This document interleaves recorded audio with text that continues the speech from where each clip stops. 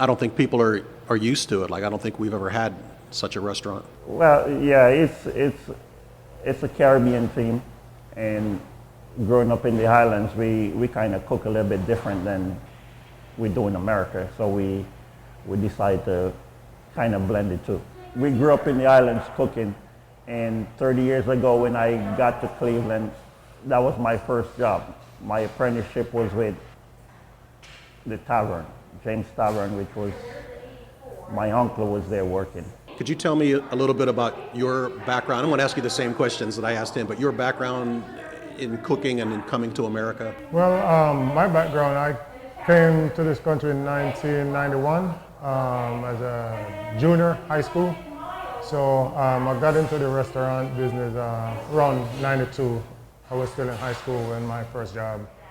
I started out as a dishwasher, would you believe, so. Well, the jerk chicken is the #1, and then oxtail, which is unbelievable.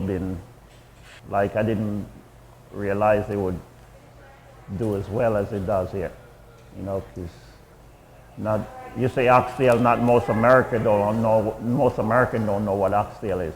When I talked about this with my brother, there was nothing like this in this area, so I wasn't too surprised about the response we're getting from the community. In this time, the current state that we are in, I was shocked to see how many people were coming out to support us. What does the name Tebo's mean? Tebo's is my nickname. Tebo's is, in the Highlands, we all grew up with an alias. And Tebo is my nickname. That's what my grandfather called me. So, like, if you look for my friends other than my family, you wouldn't know the name Gaeton. But if you ask a Tebo, you'll find me.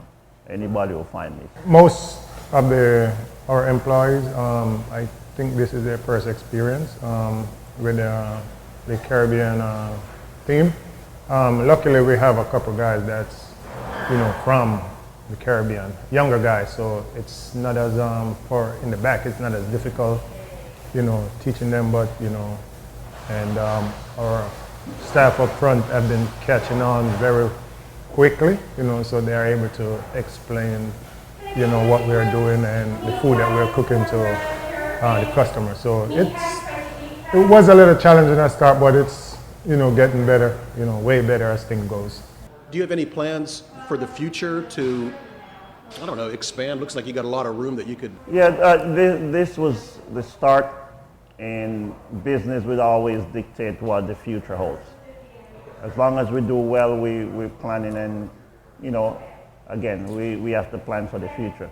For over a century, Farmers National Bank has stood strong. Through booms and busts, peaks and valleys, we've learned to know the seasons and how to grow in each of them. During challenging times, everyone is reminded of the value of solid relationships in both life and business. Farmers, stand strong.